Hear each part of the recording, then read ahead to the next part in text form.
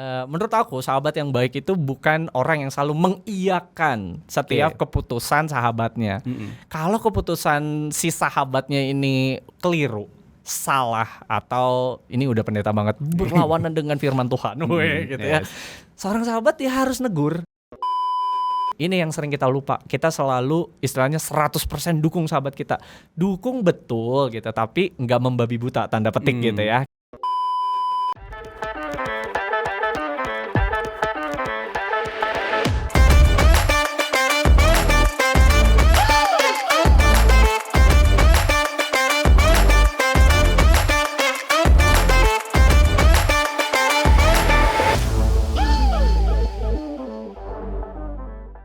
Hai Penamburs Bandung, kali ini kita ketemu lagi dalam podcastnya BPK Penambur Bandung bareng Pendeta Ujun Junedi yang biasa saya panggil Kojun biasanya sekarang gitu. Kojun ini sangat dikenal orangnya sangat friendly gitu. Friendly artinya ya mungkin karena banyak topik-topiknya kalau dengar khotbahnya atau dulu pernah nulis banyak soal persahabatan ini. Kojun, gitu ya. Nah kalau di zaman sekarang nih Kojun, anak-anak kan jarang ini ya. Maksudnya kalau zaman dulu mungkin orang sering ketemu masal di mana banyak tempat, terus mungkin komunitas-komunitas besar banyak gitu, komunitas hobi. Tapi kita abis pandemi kemarin ini kan makin sempit, terbatas ya gitu kan. Ketemu temen juga sekarang paling beberapa gitu. Nah gitu. Nah sekarang ini masih mungkin nggak sih ada persahabatan gitu kalau di tengah gitu? Benar, challenging banget. Challenging ya kan, karena kan ada yang menyamain kalau persahabatan tuh harus ada ya paling nggak sentuhan fisik lah, ketemu ngobrol gitu. Nah kalau yang Kojun lihat gimana sekarang? Persahabatan ada challenge-nya seperti ya? Ada challenge. Iya tertantang banget sih. Tapi justru karena tantangan ini makna persahabatan tuh jadi lebih dalam lagi nggak sih? Karena kan seorang sahabat itu kan support system istilahnya gitu lah ya, yang dukung kita, yang ada pokoknya kita sama-sama dengan dia melewati masa-masa sulit lah ya istilahnya gitu. Nah di tengah pandemi kayak gini justru makna sahabat itu jadi dalam banget, lebih dalam karena kita jadi kita tuh ngerasa saling membutuhkannya itu makin kerasa gitu loh Kak. Jadi aku butuh kamu, kamu butuh aku gitu ya. Kita sahabatan gitu ya.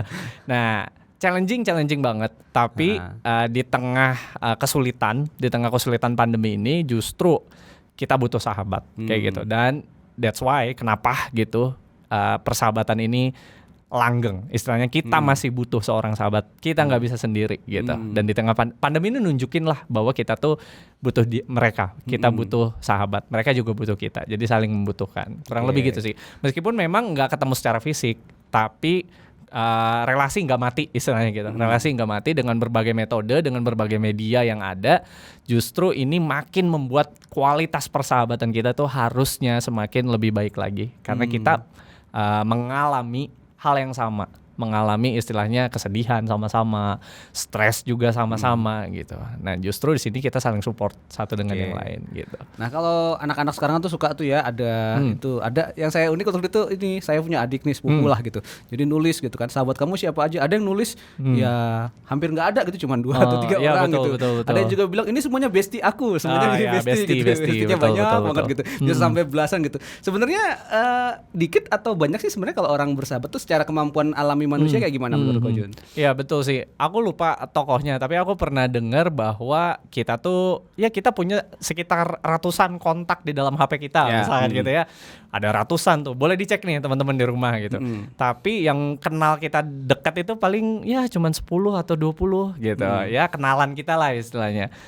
Dan yang sungguh-sungguh bisa jadi teman dekat gitu, itu maksimal mungkin 5 orang aja gitu. Bener-bener intens ya kita ya, intens banget, kita deket, kita kalau ada masalah kita pergi ke dia gitu. Dia juga sama membuka dirinya buat kita, mungkin 5 orang gitu ya. Lebih dari itu ya saya nggak tahu sih gitu ya.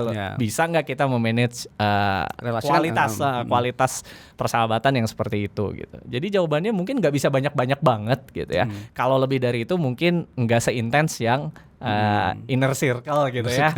Inner circle gitu, lingkaran terdalam terdekat kita gitu. Tapi pasti terbatas sih gitu. Jadi kayak inner circle atau support system lah apanya atau bestie orang bilang kayak gitu. Itu. Nah, yang ngebedain itu dengan temen yang sekedar kenal atau temen kita nongkrong bareng atau temen kita ini ya kalau menurut Ko Jun gimana tuh? Bedanya apa sih antara temen yang kita kenal, temen gaul dan sahabat gitu? Betul. Pasti ada bedanya dong gitu ya. Kayak tadi aja kenalan ya kita asal kenal aja gitu. Terus orang yang dekat mungkin dekat aja. Tapi kalau sahabat kayaknya lebih intens lagi. Kita tahu dia seperti apa, karakternya seperti apa, sama dia juga mengenal kita gitu. Jadi menurut aku ada beberapa sih ya. Yang pertama mungkin adanya trust, kita percaya sama dia juga percaya sama kita. Lalu juga ada keterbukaan ya. Ada keterbukaan, maksudnya kita ya tadi kalau ada apa-apa kita juga berani membuka diri apa adanya tanpa topeng, istilahnya kita nggak nutup-nutupin wah aku sok kuat, wah aku baik-baik saja misalkan, padahal enggak gitu. Di depan sahabat kan kita ini ya terbuka banget gitu, bahkan kita bisa sambil nangis-nangis mungkin cerita sama mereka gitu. Keterbukaan mereka juga sama, mereka terbuka sama kita. Yang ketiga ya pasti ada rasa berkorban mungkin ya. Rela berkorban gitu. Artinya sahabat itu bukan yang pas senang-senangnya aja, tapi pas lagi susah pun ya karena kita bestian gitu ya, kita sahabatan, ya aku rela dengerin cerita kamu gitu misalkan. Aku rela hadir buat kamu padahal mungkin aku juga punya masalah misalkan dan lain sebagainya. Ya ada unsur berkorbannya juga. Nah aku jadi ingat tulisan siapa ya tentang 3 huruf ajaib ya. 3 huruf ajaib itu adalah K, R, dan B. Apa nih? K, R, dan B. Nah dari 3 huruf ini KRB ada kata akrab. Jadi ada KRB akrab gitu. Nah sinonimnya juga ada 3 huruf ini yaitu karib. Wah, jadi KRB akrab, karib. Tapi ada satu lagi yang menurut saya dalam juga, yaitu korban atau berkorban gitu ya. Ya ada sacrifice gitu ya. Jadi rela berkorban. Jadi seorang sahabat itu bukan hanya dia punya hubungan akrab, punya hubungan karib, tapi ada unsur rela berkorban juga loh. Aku mau hadir seutuhnya buat kamu pun seperti itu buat aku. Jadi ya kita jalanin ini sama-sama kayak gitu. Wah, itu dalam juga tuh ya. Ya, saya baru dapat ngeh kalau itu. Jadi tadi trust, terus terbuka, dan yang terakhir itu ini ya punya semangat saling berkorban ya, rela berkorban, mau korban buat sahabatnya gitu. Kalau Ko Jun sendiri pernah nggak ini dari pengalaman pribadi atau bareng sama teman gitu atau yang selama ini remaja-remaja yang sering nongkrong bareng gitu. Nah, kayak gimana sih contohnya persahabatan yang pernah dilihat gitu? Kalau yang Ko Jun alami atau yang teman-teman alami seperti apa? Ada sih, tentunya banyak pergumulan ya. Maksudnya mereka punya pergumulan masing-masing, ada pergumulan keluarga, ada pergumulan studi juga. Tapi yang menurut saya paling powerful ketika mereka mau ngobrolin itu gitu ya. Ngobrolin itu dengan sahabatnya gitu. Dan sahabatnya ini enggak memberikan solusi yang ini banget, yang keren langsung banget, ada jawaban langsung gitu ya. ada jawaban, enggak kayak gitu. Tapi dengan mendengarkan secara aktif gitu ya, mereka nggak ngerasa sendirian. Dan itu penting banget karena ketika kita ngerasa sendiri, ya dunia begitu jahat misalkan seperti itu, dan kita ngerasa sendiri itu tuh wah sedih banget. Tapi ketika ada sahabat kita yang nggak ngapa-ngapain sih, cuma dengerin istilahnya, tapi ngedengerin aja itu udah sesuatu banget gitu. Jadi banyak sih pengalamannya banyak, saya nggak bisa ceritain misalkan ada konflik dengan orang tua atau tugas kuliah atau tugas sekolah yang numpuk banyak banget, overload dan lain sebagainya, belum lagi masalah asmara percintaan ada juga remaja gitu. pemuda sering ya gitu. Tapi dengan didengarkan ya dia ngerasa dia nggak sendirian, dan itu kekuatan banget gitu untuk ngelewatin ini semua. Teman-teman tuh kalau punya pengalaman juga boleh share ya nanti ya di kolom komentar. Aku dengan bestie aku kayak gimana selama ini, nah boleh cerita juga gitu. Nah tapi di zaman sekarang nih Ko Jun, katanya orang-orang kan suka ini ya, sahabat tuh jadi juga jadi berbagi value kan, terus juga justru malah memvalidasi diri kita gitu ya. Jadi kita pengen karena didengerin sama sahabat gitu. Nah sekarang tuh ada istilah mulai itu toxic referensi gitu toxic. Emang itu maksudnya sahabat mungkin sih toxic atau gimana sih kalau menurut Ko Jun? Ini menarik ya. Ya, toxic ini ya gitu. Artinya menurut aku sahabat yang baik itu bukan orang yang selalu mengiyakan setiap keputusan sahabatnya. Kalau keputusan si sahabatnya ini keliru, salah, atau ini udah pendeta banget berlawanan dengan firman Tuhan gitu ya. Seorang sahabat ya harus negur. gitu. Justru sahabat yang baik berani challenge gitu ya si orang ini gitu ya, sahabatnya gitu. Jadi untuk dapat keluar dari relasi yang toksik, teman-teman harus peka juga sebagai seorang sahabat. Artinya jangan mentang-mentang dia sahabat kita iyain semuanya, even itu sesuatu yang merusak gitu ya, merusak relasi dia sama keluarganya misalkan, atau sama siapapun itu, bahkan merusak diri sendiri misalkan seperti itu. Dia harus challenge, dia harus negur, tentunya negur dengan kasih ya gitu ya. Ya kita pasti tahu kok sahabat kita ini tipenya kayak apa, dia kayak gimana, dia sukanya apa, dia nggak sukanya apa, dan gimana cara komunikasinya dia, kita pasti tahu. Tapi ini yang sering kita lupa, kita selalu istilahnya 100% dukung sahabat kita, dukung betul gitu, tapi nggak membabi buta tanda petik gitu ya. Kita harus berani juga untuk ngomong kalau dia salah, ngomong kalau dia keliru, dan kita harus berani ya ngebuka perspektif gitu ya, ngebuka sudut pandang dia, ternyata oh dia salah gitu.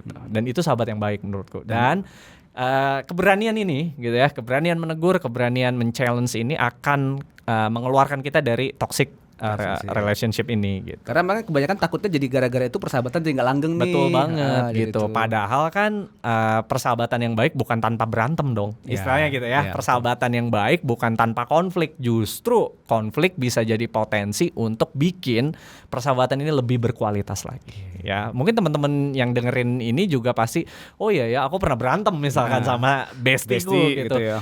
That's normal gitu. Malah itu yang berkualitas menurut saya, karena kalau iya aja pasti ada sesuatu nih justru gitu. Justru konflik bukan hanya bumbu, tapi juga itu bisa jadi booster buat kualitas. Waduh, booster udah kayak vaksin ya. Bener ya, jadi bikin kualitas persahabatannya. Tapi bukan berarti juga kalau kayak gitu aku berantem terus ya, enggak juga. Kalau lagi enggak ada masalah berantem yuk gitu. Enggak ya. Cari ribut ya, enggak gitu juga gitu. Ada tips enggak Jun buat generasi muda lah sekarang, remaja ya, kawan-kawan yang sekarang SMP, SMA, SD gitu kan. Nah, gimana sih biar menjalin persahabatan gitu ya? Juga karena mungkin sekarang kita juga masih belum terlalu banyak ketemu fisik ya. Gimana tipsnya kalau kita menjalin persahabatan, dan emang penting ya kayaknya buat kita. Penting banget. Gimana kok? Oke, kalau dari aku yang pertama memang di sini karena kita sering online, kadang kan kita memulai tahun ajaran baru misalkan itu juga by Zoom misalkan online kayak gitu. Cari teman aja susah, boro-boro cari sahabat istilahnya kayak gitu. It's okay, jalani aja. Maksud saya terbuka. Jadi itu yang pertama, membuka diri untuk sebuah relasi ya, relasi persahabatan itu yang pertama. Jadi kamu nggak usah membatasi diri, nggak usah kayak takut nggak punya teman atau gimana, jalani aja seturut dengan ya mungkin kalau di kelas ya jalani aja kelasnya, jalani aja kerja kelompok sama temennya gitu ya. One day nanti ketika ada sesuatu, ada hal yang baik yang bisa kita lanjutkan relasinya ke, misalkan kamu ketemu temen kerja kelompokku ini nyambung gitu, terus punya visi yang sama, punya karakter yang istilahnya bisa saling ketemu gitu ya. Ini kayaknya gue banget nih. Ini kayaknya gue banget gitu. It's okay, itu jadi peluang kan buat kita bersahabat. Tapi yang pertama tadi terbuka. Ya, kamu membuka hatimu istilahnya gitu ya, membuka dirimu untuk mengenal. Yang kedua, mau belajar gitu ya, mau kenal juga sama orang lain gitu. Jangan istilahnya, aku orangnya nggak gini gitu ya, istilahnya mau dimengerti. Kita juga belajar mau ngelihat teman kita gitu ya, mau mengerti mereka juga. Dan ini menggiring ke poin yang ketiga, ya sama-sama kita rela berkorban tadi gitu. Pasti ada one day ada waktu yang tersita mungkin buat hadir buat mereka gitu ya, atau ada sesuatu yang harus kamu korbankan untuk mereka gitu. Nah, jalani aja. Jadi itu sih tips buat menjalin persahabatan. Membuka diri. Benar banget. Gitu. Dan terus bertumbuh dalam belajar gitu. Kira-kira seperti itu. Kira-kira kayak gitu. Nah, itu memang challenge yang menarik ya, karena nanti tahun ajaran baru mulai, terus sudah mulai ketemu teman baru lagi, sekolah yang baru. Itu jadi ini. Nanti teman-teman boleh share juga ya pengalamannya nanti pas sudah ketemu sama teman-teman baru gimana gitu ya. Rasanya seperti apa gitu kan. Karena pasti ada juga gesekan dan yang lain-lain pasti. Gitu. Dan itu normal kok, enggak apa-apa. Dijalani aja. Dijalani aja ya. Ini juga ya. Terima kasih ya Ko Jun udah berbagi sama kita di sini. Inspirasi buat kita membangun persahabatan, terus nyari bukan nyari sih ya. Jadi berinteraksi lah ya, berproses sama teman-teman, berproses gitu. Dan emang itu penting juga ya buat kita juga, karena kalau nggak ada dari yang lain kita nggak bisa bertumbuh ya. Betul banget. Betul banget. Oke, Ko Jun terima kasih sudah berbagi buat teman-teman kita di sini. Nanti obrolan berikutnya mungkin ada mengundang Ko Jun lagi ya, tema-tema yang menarik lainnya, atau masih lanjut soal persahabatan mungkin masih bisa. Boleh. Oke, terima kasih teman-teman yang udah menyaksikan menyaksikan. Jangan lupa like, share, dan komen juga cerita kamu soal persahabatan, soal bestie kamu. Kamu punya mungkin teman atau mau nyapa dia di sini juga boleh ya. Sampai jumpa di bahasan podcast Penabur Bandung berikutnya. Tetap simak channel ini dan sama-sama kita bangun bareng-bareng ya. Kita ngobrol bareng-bareng dan kita kasih inspirasi buat kita semua. Sampai jumpa teman-teman sekalian. Dadah.